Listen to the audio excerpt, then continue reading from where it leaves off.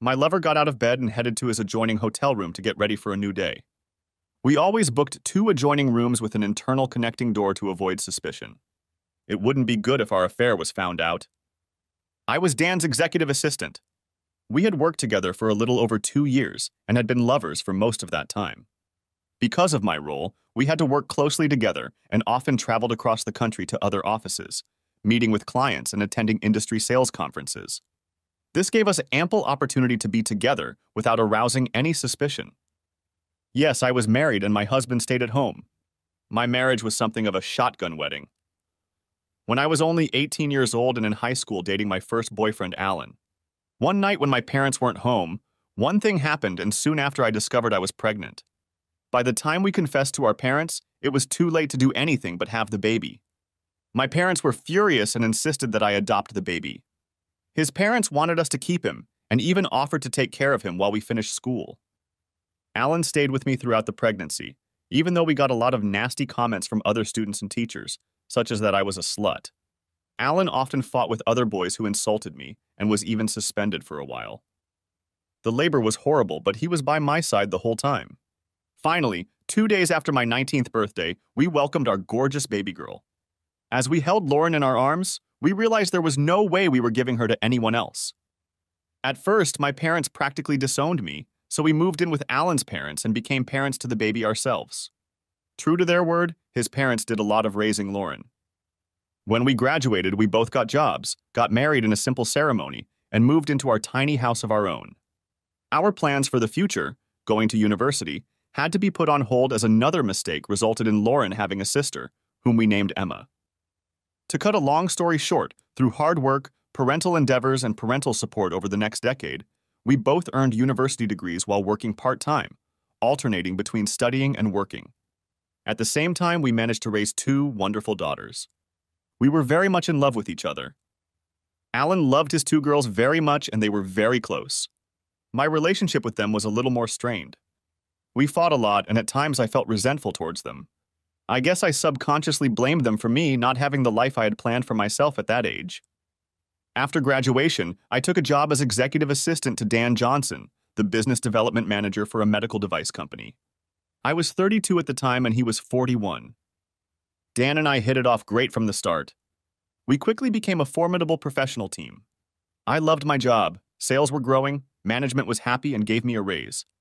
I finally felt like I had a real normal life. My job involved quite a bit of traveling with overnight stays, sometimes alone but more often with my boss Dan. It was a lot of fun traveling to new places around the country, meeting with clients, negotiating deals, and interacting with high-level executives. I was having a fantastic experience and I loved it. I was away from home about 3 weeks out of every 4.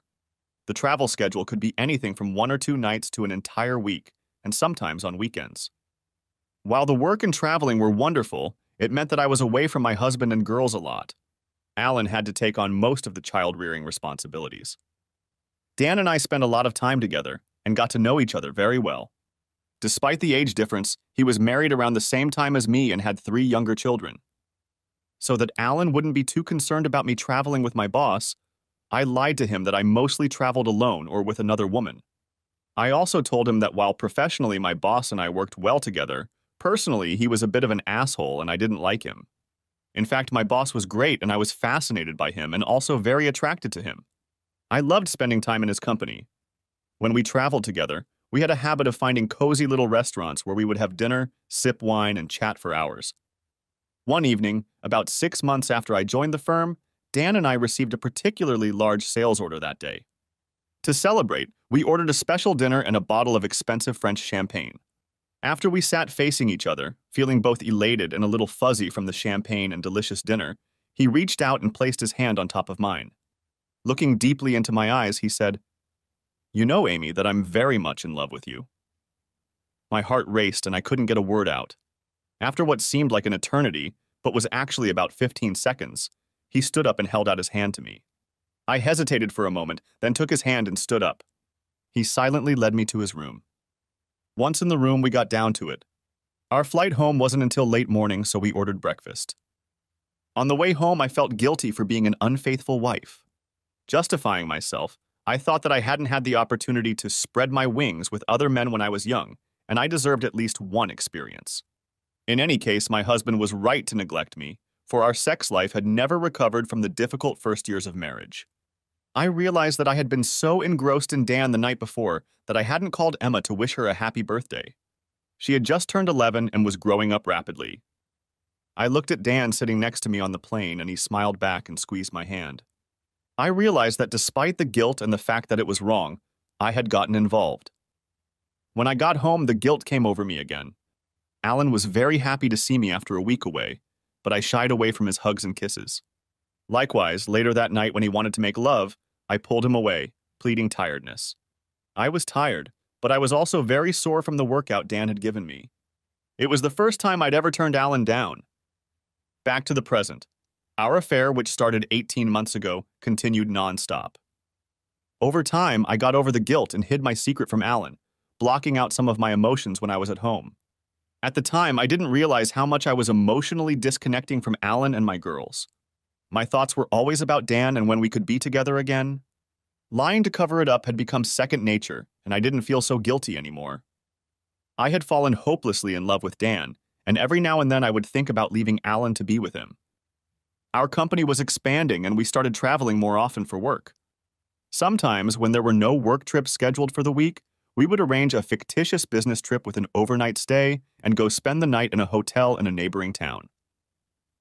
We also sometimes went on short vacations together to celebrate anniversaries and birthdays, using the excuse of attending a conference in a remote location. The conference was always conveniently located at a beautiful beach resort far from home. We chose locations where the conference actually took place so that we had an alibi. We were exceptionally neat at work, and we developed a consistent game face that behaved very professionally when other people were around. We never sneaked off anywhere to meet together, had lunch at different times, came and went from work at different times, etc. We started secret email accounts outside of the work IT system and only communicated through them. We never met in our town. If we had to socialize at office events, it was only in large groups. We never sat together or chatted one-on-one. I usually called home at the end of the day at a time that was convenient for me, so I wouldn't be interrupted or caught off guard. I never told Alan where I was staying, and he never asked. At home, I argued with my husband about my hard-headed boss and having to travel so often and work so hard. He often asked why I wouldn't find another job with a nice boss and less travel. I simply told him that I was learning too much and being paid too much to leave. At the rare work events where partners were to be present, we were very careful about our facial expressions and emotions. I would introduce my husband to my boss, and he would introduce his wife to us. We always made sure to have a polite chat and then moved on to talk to other coworkers. After that, we never looked at each other. In general, we covered our tracks carefully. No one ever suspected anything. My husband Alan was happy that I was doing well at work, but at the same time he was annoyed that I was away from home so much, and most of the child rearing fell on his shoulders, on top of his own job as an IT consultant. Of course, I still loved my husband, even though I noticed that we were drifting apart. He always seemed to be busy with the girls and work. I realized with guilt that our affection had dwindled. I made a mental note that I would try to make it up to him. Alan's story. We had a rough start in life early on, having our first child at 16, getting married at 18, and having another shortly thereafter. Through hard work and teamwork, we managed to graduate from university, me with a degree in information technology and Amy with a degree in commerce, while raising 2 girls. We ignored the difficulties because we loved each other so much. When Amy got her first professional job after graduation about 2 years ago, she was over the moon, and I was very proud of her. At last, we were both working professionally, earning a good salary, and could start enjoying a normal life together. At first, I supported her career in every way I could, but I grew increasingly resentful of the long hours she worked and the amount of traveling she did. She left home around 7 in the morning and usually didn't get home until 6 or 7 in the evening. Most weeks, she would be gone for work for at least 1 or 2 nights, sometimes more, and sometimes she wouldn't get home until Saturday afternoon. When she was home during the week, she either worked after dinner or just sat in front of the TV. On Saturdays, she would sleep late and then go shopping. On Sundays, she would go to the gym in the morning and then have lunch with her girlfriends. She was usually too tired to go out with me in the evening. We didn't spend much family time together. She was always too busy at work to take vacations, so the girls and I often vacationed without her. I noticed that her character was changing. The loving wife and mother was gone, replaced by a selfish, often irritated and aloof occupant of the house in my bed.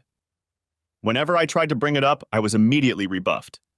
She would say it was just my imagination, or I was tired at work, or I was working hard for us, or we were fine, etc. I was worried about how it might end. At the end of her first year, I was required to accompany her to a Christmas party at the CEO's mansion. It was there that I first met her boss, Dan, as well as his wife. We chatted politely but briefly about nothing.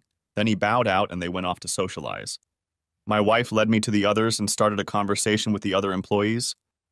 Later, I suddenly thought it was a bit odd. Her boss seemed to be quite a friendly man, though a bit reserved, but not the ogre Amy had made him out to be. Dan's wife was also very pleasant.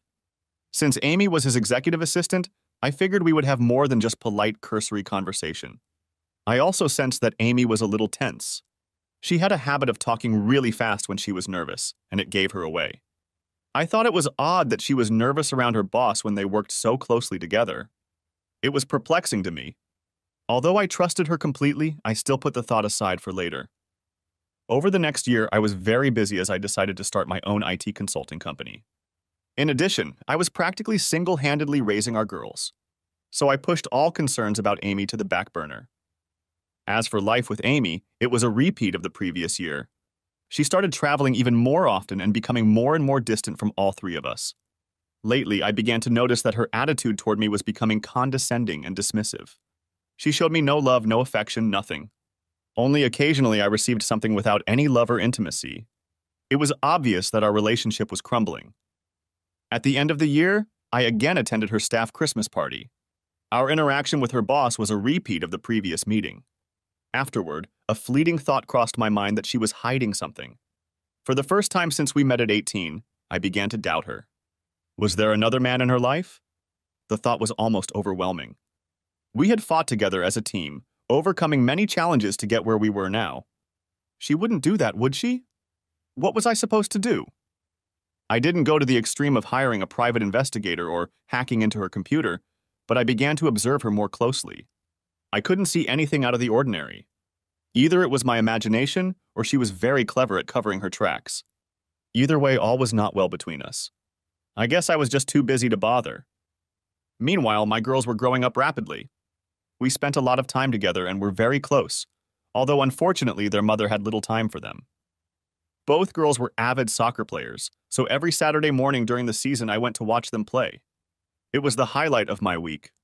After the game, we would go out for lunch somewhere, usually to their favorite Japanese restaurant, and chat about what they were doing. I noticed that they almost never mentioned their mother. Afterwards, depending on the weather, we would walk on the beach, go to the movies, or go out with friends. After the first game of the season was over, Emma came up to me accompanied by a new member of the soccer team. She was a charming girl, tall, absolutely beautiful, with a wide smile, long dark hair, and deep, dark brown eyes. She was also very athletic and had distinguished herself in her first game with Emma's team, scoring 2 goals. "Hi, Daddy, this is Callie. Can I come over and hang out with her this afternoon?" "Hi, Callie, nice to meet you." "Sure, Emma, as long as Callie's parents don't mind." Callie turned and called out, "Mom, can Emma come over this afternoon?" The woman, obviously Callie's mom, turned and started walking toward us. Holy crap. She was the adult version of her daughter and absolutely stillborn beautiful. She introduced herself as Sophie. She readily agreed to have Emma come to her house in the afternoon. We chatted for a while, but I'm still not sure exactly what I said. I know I babbled incoherently. After they left, both my girls burst into laughter at my embarrassment and then smirked at each other. In the evening, Emma reported that Sophie was very nice. She was a single mom since Callie's father had died in a car accident about 3 years ago.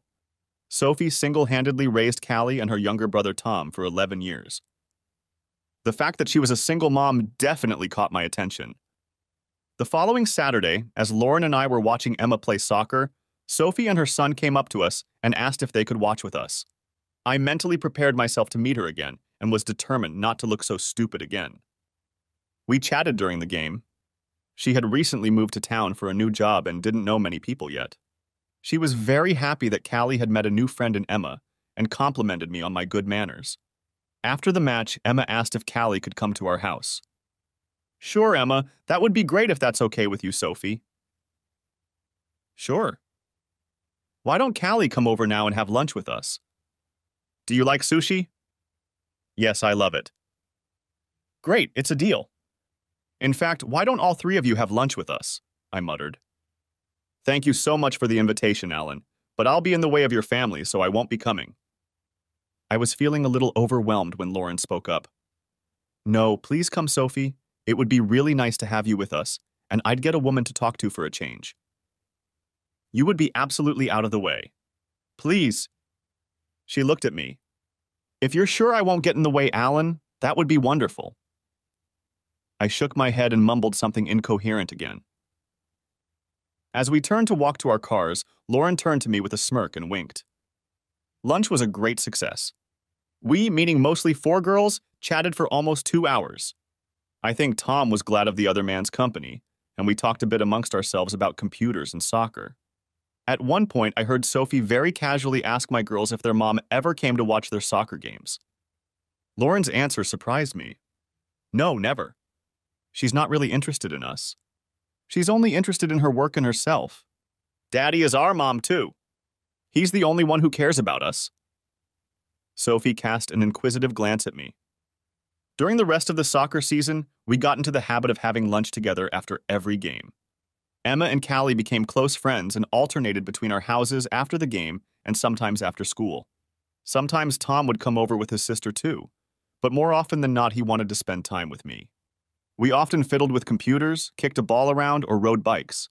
I also noticed that Lauren often stopped by Sophie's house, and the two of them would sometimes go shopping and then stop for coffee and a chat. I noticed that my girls never mentioned Sophie to their mother, and neither did I. Sophie and I were becoming firm friends too. Since I was pretty much a single parent like her, it was much easier for us to help each other with parenting. After soccer season ended, we were increasingly alone with the kids on Saturdays when they went on their own field trips or to visit friends. When my wife wasn't usually around, I was pretty much free. So increasingly, Sophie and I spent that time in each other's company, walking, eating lunch, or watching movies. I looked forward to our meetings more and more and realized that I had fallen in love with her. Despite this, we never crossed the line of friendship. One day over a cup of coffee with Sophie, I told her that I appreciated her spending time with Lauren. You know she's never quiet about you when she gets home. Sophie this, Sophie that, I laughed. Well, and Tom is never quiet about you when he comes to see you. Alan this, Alan that, she laughed back. Seriously, he needs a male figure in his life, so I appreciate you spending time with him. Then she suddenly said, Forgive me for being blunt, Alan, but it seems pretty obvious that all is not well between you and your wife. We never discussed Amy, carefully avoiding the subject. I sat in silence for about 30 seconds. It was a question I had long pushed to the back of my mind and avoided discussing. The truth is, Sophie, if it weren't for the girls, I'd probably be long gone. Things have been really bad for a few years now. I've tried to talk to her many times, but I've hit a brick wall. Our marriage was hard from the beginning. I think Lauren told you about how Amy and I got married. Yes, and she blames herself a bit for putting you in that situation. I know it's crazy, and I tell her it's not her fault in the slightest. That opened the floodgates for me. I spent the next hour pouring out all my sorrows on Sophie. At the end, she came over and gave me a big hug. It was my first real female hug in forever. I'm here for you whenever you need me, Alan, you know that. I only hugged her tighter and didn't let her go. Soon another year was over, and the annual Christmas party for Amy's coworkers came around again. My reacquaintance with her boss was very similar to the previous 2 years. This time I was on high alert. Although Amy and her boss seemed much more at ease than before, something was not right. I had a definite suspicion about these two. Toward the end of the evening, Amy excused herself to go to the bathroom. After a minute, I looked over and realized that her boss was also nonchalantly heading upstairs. I decided to follow her and went upstairs looking for her. She wasn't in the bathroom, so I looked all around the huge house and was about to pass the ajar bedroom door when I heard my wife's voice inside. Merry Christmas, dear. A male voice replied, Merry Christmas, my love. I peeked through the crack of the door and saw Amy and her boss kissing long and passionately with their arms wrapped around each other. I quickly backed away in shock. I went downstairs pondering what to do. I was beyond angry, feeling just dead. I don't have a temper, so instead of an immediate confrontation, I calmed myself down and decided to investigate and make a plan of action first. Amy returned shortly afterward, a little out of breath, and spent the rest of the evening pretending to be my loving wife. I, on the other hand, pretended that nothing had happened. By New Year's Eve, working while Amy slept, I hacked into her phone and laptop. Amy should have known better. Keeping evidence on your personal computer, even if it's really well hidden, isn't very smart when your husband's occupation is computer hacking. My worst fears were realized. There was a trail of evidence in her work, personal, and secret email accounts. Amy was in a long-term affair with her boss that began over 2 years ago. I also discovered photos and videos showing the depth of her betrayal. From their email correspondence, I realized that Amy and Dan had even discussed leaving their partners to be together. She seemed interested, but her lover was more cautious. I really was a dumb and clueless husband. I installed a covert surveillance program in her phone and laptop. I could remotely monitor her every electronic and physical move if I wanted to. My marriage was clearly over. Now I needed to retain custody of my daughters and protect my business and finances. In the new year, I consulted with a divorce attorney. She told me that divorces are no fault, so you can't sue for adultery. However, in a child custody case, once the children turn 14, they have the right to decide which parent they want to live with after the marriage breaks up. She also came up with a strategy to protect my company from financial payouts in a divorce. Emma will turn 14 in 6 months. Until then, I could tolerate living with Amy, and that gave me time to prepare. To make it work, I had to keep everything a secret from Amy. I told Sophie what I had found out, and she cried. It was unexpected. I thought I should be the one most upset and in need of a hug. I held her against me for a while, and she tearfully began to tell me that her husband had been murdered while driving with his secretary. When she went through his belongings after his death, she discovered that they had been having an affair. This made his loss all the more difficult. When she recovered, we talked some more, and I told her about my plans to leave Amy. She only grinned. To put my plans into action, I first convinced my wife that since we were both making good money now, we should sell our small house and rent a bigger place while we looked for our dream home. We would use the money from the sale to put a down payment on a new house. She readily agreed. Our house sold very quickly, and we rented another place nearby. I was a tenant on a lease for only 6 months. I was very sick of sharing a bed with Amy when she was home. When we moved into rental housing, I got a bad cold. I used that as an excuse to move into the spare room so I wouldn't have to give it to her. I never moved back in after that, and she never commented on it. Maybe she didn't notice, or maybe she just liked it. Then I talked my father, whom I also confided in, into starting a new IT company that he himself owned. I was his only employee. I then closed my own company and started running my business through his company. Everything was going according to plan until I ran into a very nervous and scared Lauren. Lauren was dating her first boyfriend, and I immediately thought she was pregnant, just like what happened to her mom. Dad, this is hard for me to tell you, but Mom is having an affair with her boss.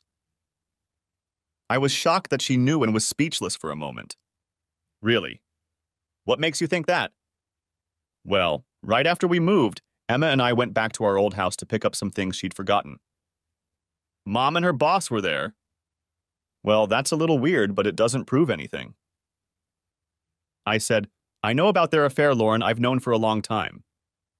Then why don't you do something about this cheating girl? Emma saw her too? Yes. I called out to Emma, who was hiding within earshot around the corner, and she bashfully entered the room. I hugged them both tightly. I knew how awful it was for them to see this, especially young Emma. Can you both keep a very big secret? They nodded. I plan on leaving you soon, Mom. I'm just waiting until Emma turns 14 so you both can legally choose who to live with. With you! They both shouted in unison. It won't be easy to keep this secret, but until then, we mustn't do anything to alert your mother. They smiled conspiratorially. Afterwards, I asked Sophie to have a chat with Lauren.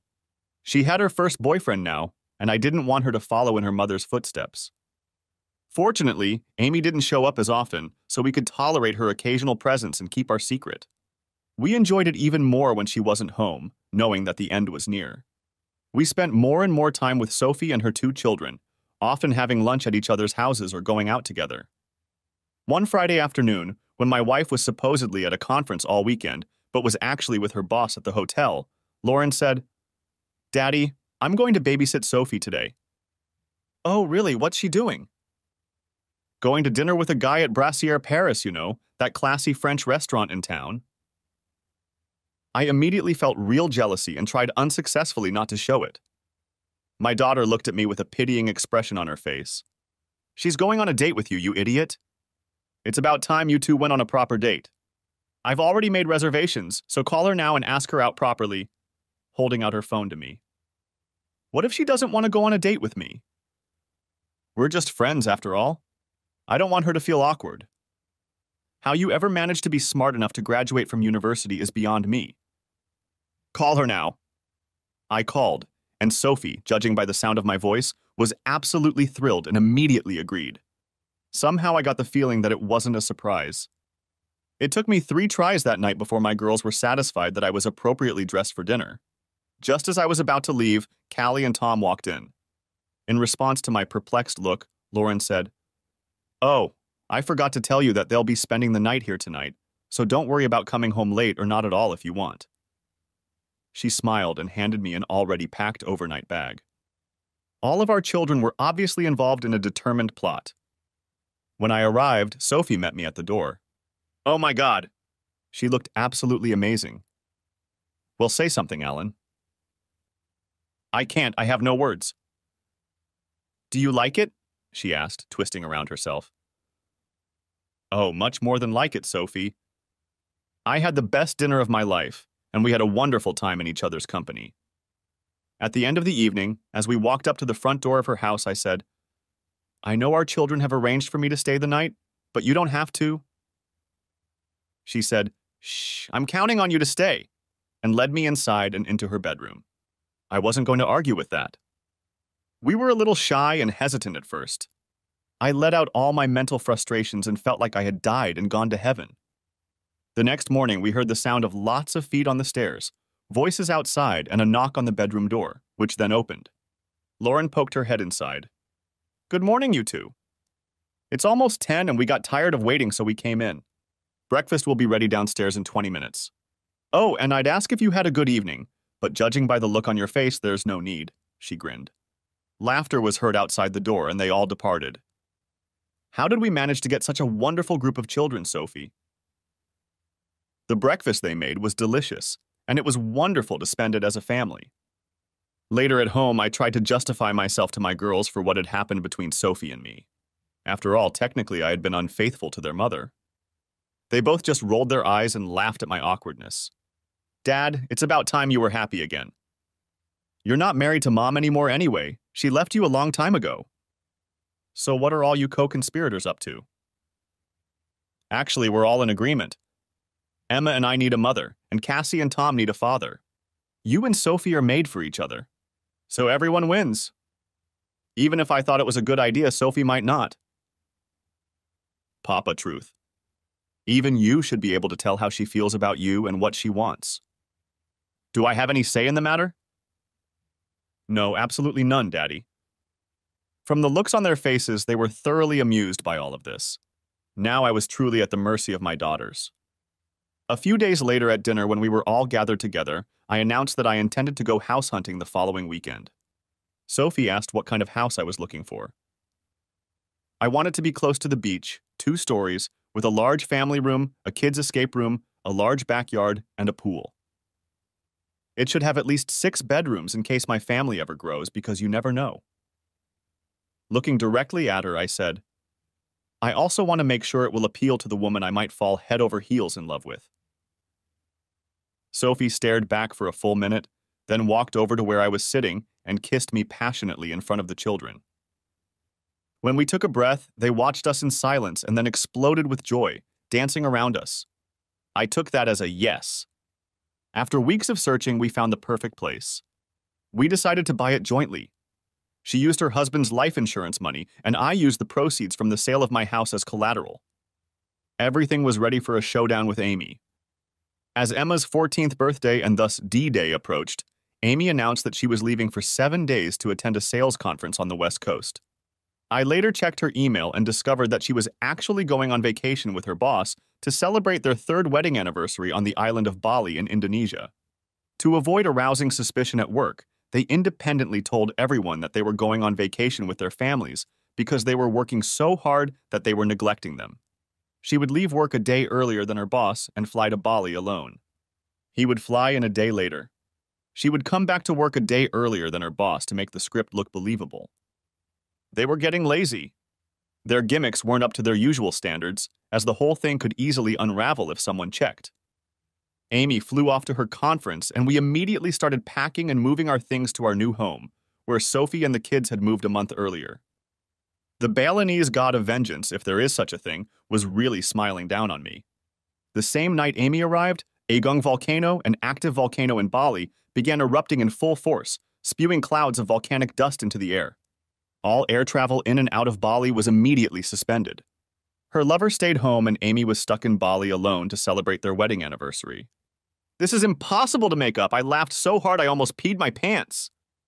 The volcano continued to erupt and all flights were still canceled, separating the lovers. Behind the scenes, I checked her emails and messages every day to amuse myself. The lovers were not happy at camp, and Amy was very resentful of Dan, as if it was his fault. Every once in a while, Amy would call home and tell me how busy she was at a conference, and blah, blah, blah. Typically, I would ask her how things were going at the hotel and ask questions about the city she was supposedly in. When I later gained remote access to her laptop, it turned out that during the phone call, she had been frantically searching the internet for information to come up with plausible answers. Meanwhile, all 6 of us were settling into our new home. I had my attorney file a separation document with the family court. I also obtained temporary custody of my girls from the court after filing their signed statements that they wanted to live with me. As the day of Amy's return approached, all flights were canceled, and I wondered how Amy would handle the situation.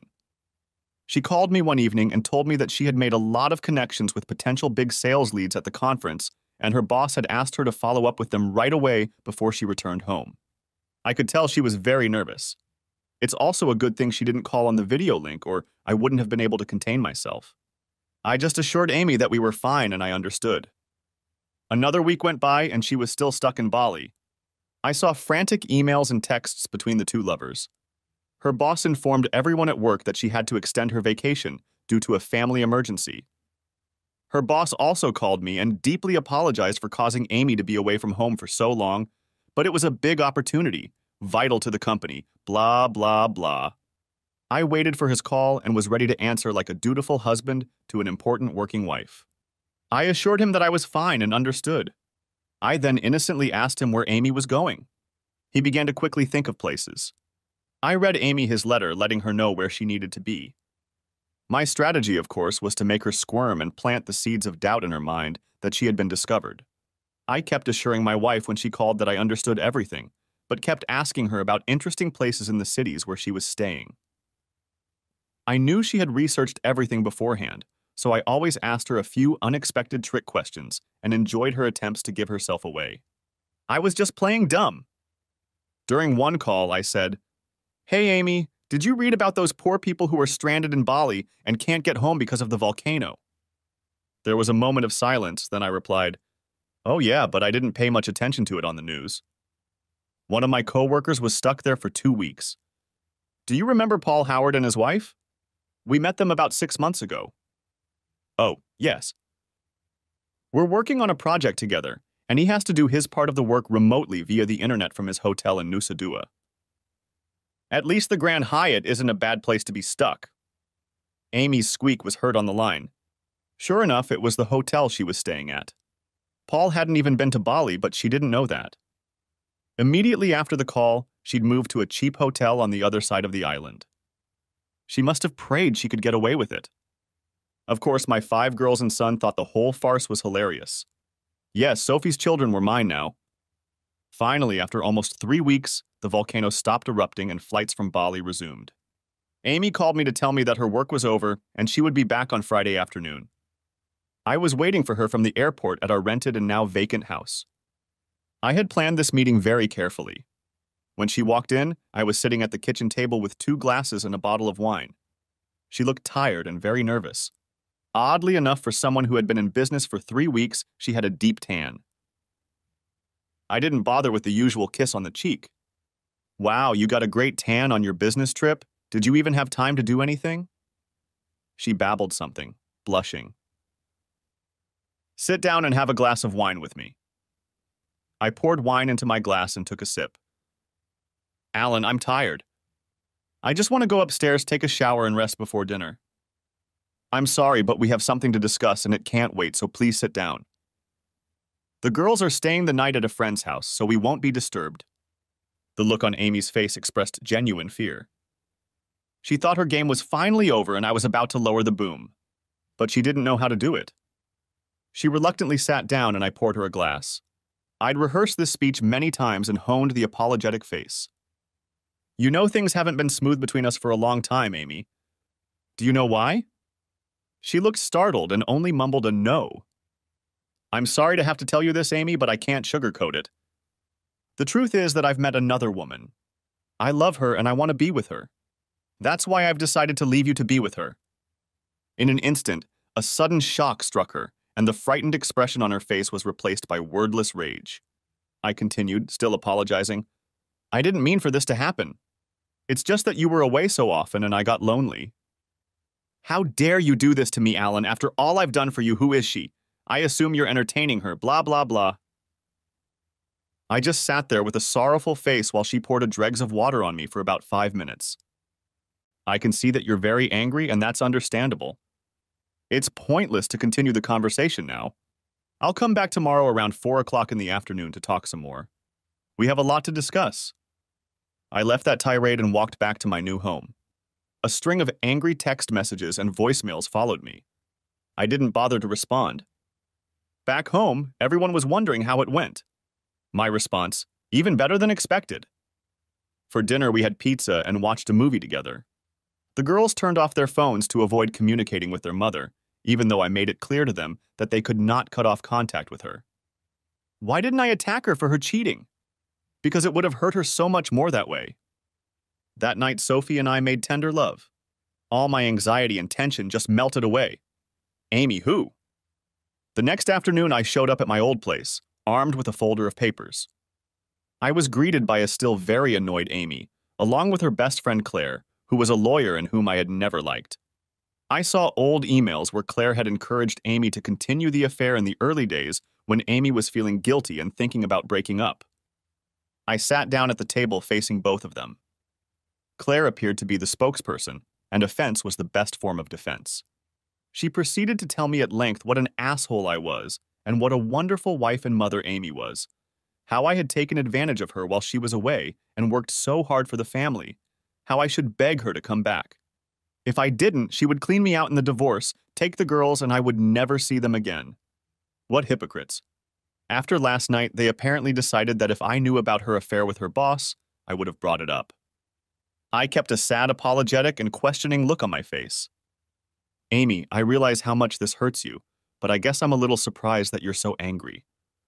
For quite some time, I haven't felt like you really loved me. You've been physically and emotionally absent from our marriage for the last 3 years. That's utter nonsense, Alan. Of course I've been around. I know I work hard, which often distracts me from my work, but I did it for us. So tell me, Amy, when was the last time we made love?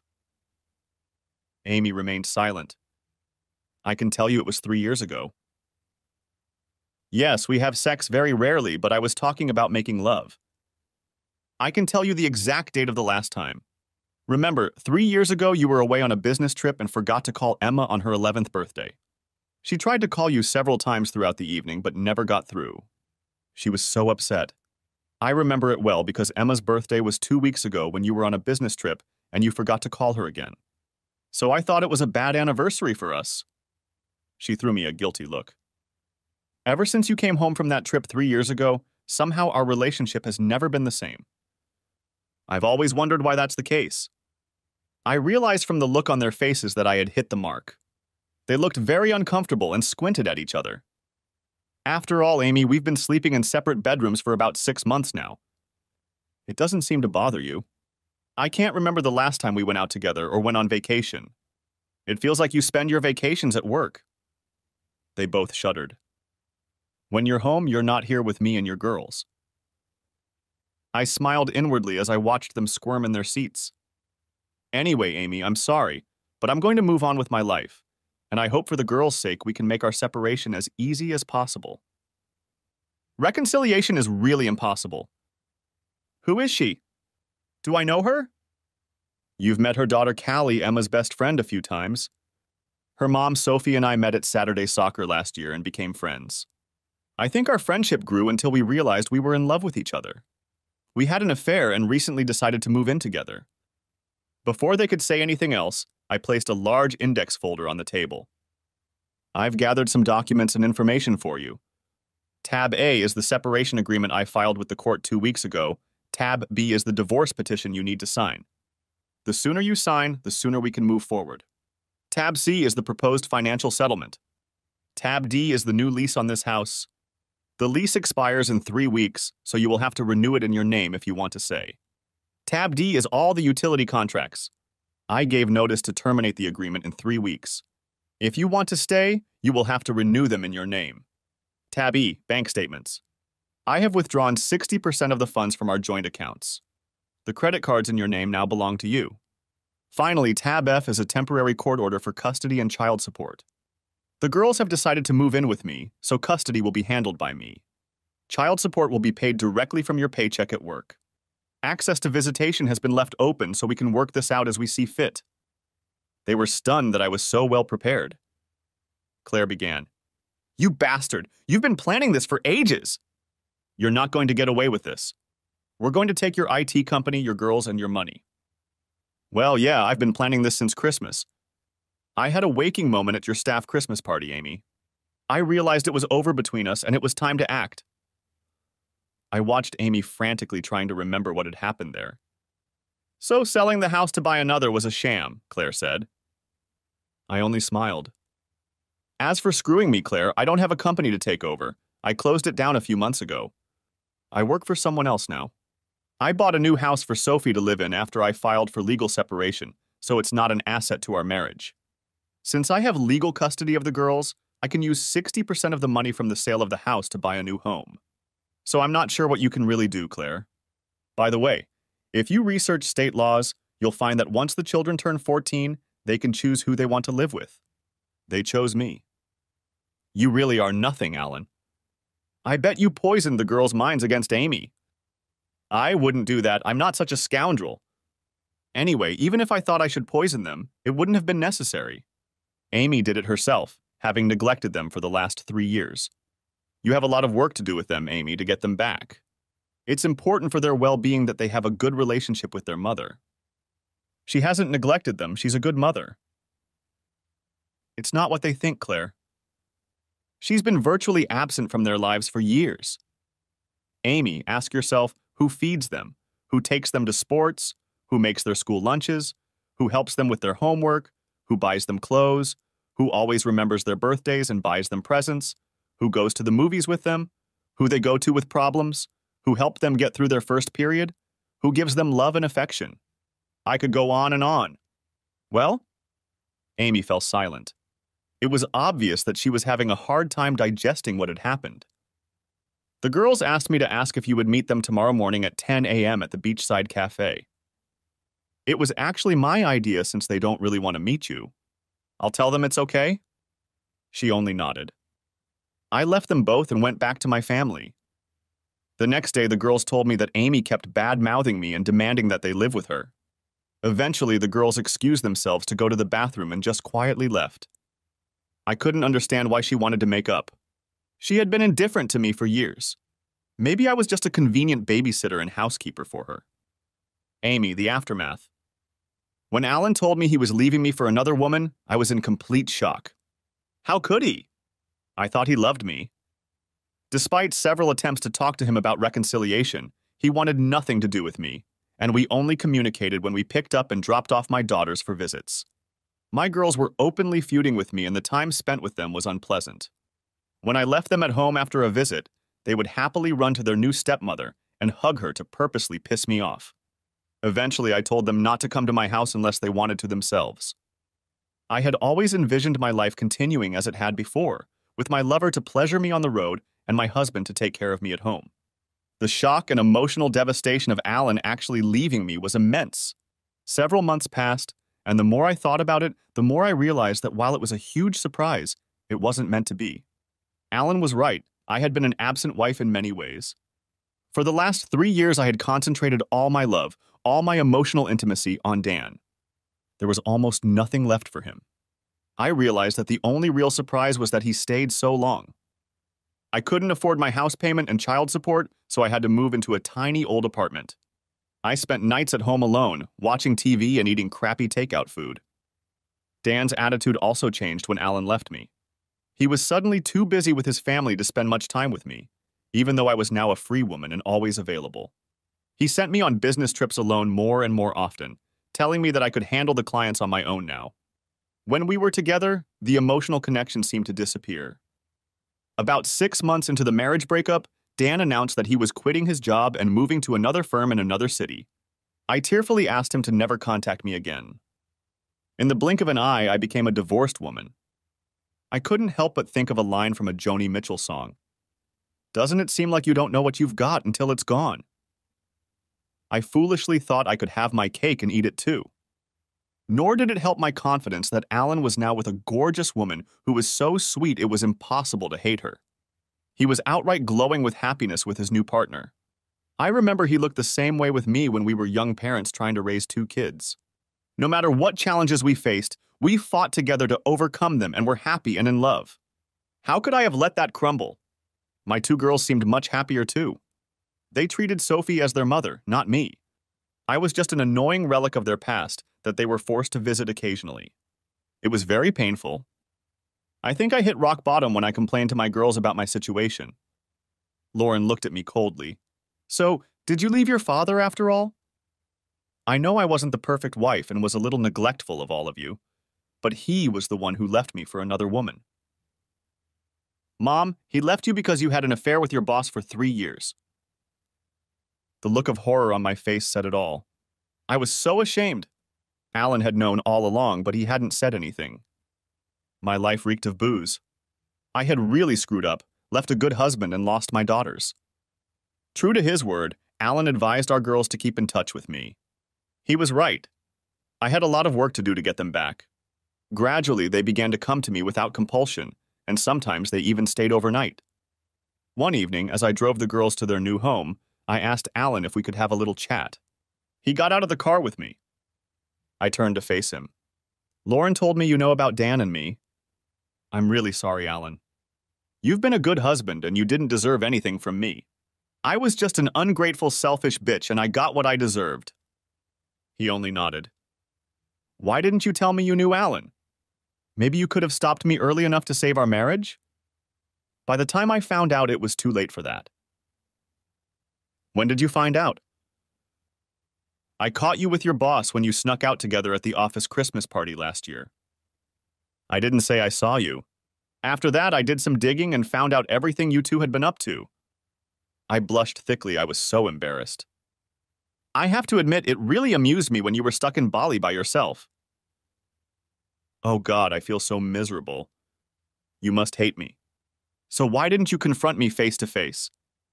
I was very angry with you and wanted you to feel my resentment and get a little revenge. I did some investigating and found out that you're not the first secretary your boss has slept with. He actually has quite a history of grabbing and dumping. I decided that the best way to punish you was to just keep quiet and let events unfold. Knowing his past, I figured that if your affair remained a secret, he would probably keep you in suspense for a while and then eventually get tired of you and dump you for someone new. I was afraid that if I made a big scene, his wife would find out and divorce him. Then he would be free to be with you and you would probably go unpunished. I also figured you'd feel a lot worse if you thought I just left you for another woman. I must say that your strategy worked perfectly. You definitely got your revenge, Alan. My life has turned to shit. I guess in hindsight, I'm sorry you were hurt so badly. Well, to be honest, a little sorry. You don't need to apologize, it was my fault. I would have walked away from you if you had done what I did. In hindsight, I was just seduced by the excitement and got addicted to it. I tried to stop in the early days, but by then it was too late. I became so obsessed with it and consumed by my desires that I just forgot about you and my girls for a while. My anger has passed now, Amy, and I do forgive you. I've also become more philosophical about it. After all, I wouldn't be with Sophie now if you hadn't cheated on me. Yes, I know, that's what hurts the most. Our marriage was difficult from the beginning, Sophie, so I don't think you're a bad person at all. Yes, you made a really big mistake, but he was a master seducer. You didn't get a chance to grow up properly, enjoy all the normal things teenagers do, and especially dating and figuring out who you really wanted to spend the rest of your life with. You weren't ripe for the picking, and your boss picked you. You're probably right, Alan, but why did you have to tell the girls about him? It was too cruel. No wonder they hated me. I didn't tell them, Amy. They told me. What? How? They both came back to our old house unexpectedly and caught you two in the living room. Remember, right after we moved our stuff out. At first I couldn't remember, and then I remembered with horror. What did they see? Pretty much everything, even Emma. Lauren described the event to me in quite a bit of detail. My whole body felt like it had fallen under, and I started sobbing heartily, not paying attention to anything around me. I don't know how long I cried, but I realized that Alan had his arms wrapped around me, supporting me and holding me tightly against him, my head buried in his chest. The familiar feeling and smell made me burst into tears again. I was picked up in his arms and carried into the house and laid on the couch. I felt so awful. Everyone, including Alan's new partner Sophie, was so sweet and caring. She insisted I stay to calm down, and when I came to my senses, insisted I stay for dinner. Sitting at the table with his new family, Alan looked so happy. I had really messed things up. As I walked out to the car that evening, he put both hands on my shoulders. Amy, I don't want you to keep berating yourself and being miserable. We had a very rough start in life when we were too young to become parents and commit to each other for the rest of our lives. If you think about it, the most amazing thing is that our marriage has lasted this long, 14 years. It's a credit to both of us. Look at the positives. Our 2 mistakes resulted in 2 adorable daughters, whom we raised into 2 wonderful young women. It's a fantastic legacy of our marriage that can never be taken away. You're right, Alan. Speaking of mistakes, I have to say I've made another one. Sophie is pregnant, so we're getting married sooner than expected. You seem to be very prone to mistakes. You are a good man and a good husband, Alan, better than I deserved. I wish you well. I gave him a hug and a kiss on the cheek and then left. My seat was indeed taken. I hoped I could find another man as good as him. But there was little chance. Epilogue, Alan. Why did I forgive her so easily? For several reasons. Because hate can consume you and make you bitter. Because she was still being punished regularly just by seeing me with Sophie. I had loved her once too, and our bond remained intact no matter what. Although I wanted to punish Amy, my real revenge was directed at her boss Dan, who had once seduced her and led her away from me. I hacked into his computer, sending him an email that looked like it came from Amy. It contained a hidden Trojan horse that gave me full access to everything. I discovered that he had been quietly and cleverly embezzling money from his former employer and was now playing the same game with his new employer. I collected a lot of evidence and sent it anonymously to both employers and to the police. At his trial, he pleaded guilty and was sentenced to 7 years in prison. His wife supported him throughout the trial and then visited him in prison with his children. I went to see her and showed her incriminating evidence of his numerous affairs. She was furious and decided to dump him on the spot. To complete my revenge, I visited Dan in prison. He didn't recognize me at first. Hi, Dan, we've met before. I'm Amy's ex-husband. What the hell do you want, asshole? To give you messages. The first one is from my ex-wife, Amy. She sends her regards and hopes you're enjoying your new home that I personally helped you set up. What? You know, you really should have called in the professionals to encrypt your computer. After I hacked into it, it only took me 15 minutes to unlock everything. I just couldn't resist sending it all to the police. After he stopped swearing at me, I said, I hope you don't mind, but I also visited your wife and took the liberty of showing her all those compromising photos and videos I found of you and your girlfriends. I must say that she was very angry with you. She insisted that we get revenge and I couldn't refuse. I don't know why she wasn't enough for you. Nonsense. She wanted me to show you this. I spread the pictures in front of him. Sure, they'd been doctored with Photoshop, but he didn't know that. She said to tell you that she'll never visit you here again, and you'll never see your children again. I gave her the name of my lawyer who is going to divorce your sorry ass. The look on his face was priceless. Yes, revenge is indeed a dish best served cold. Thanks for watching, I hope you enjoyed it, so subscribe to my channel and watch the next video.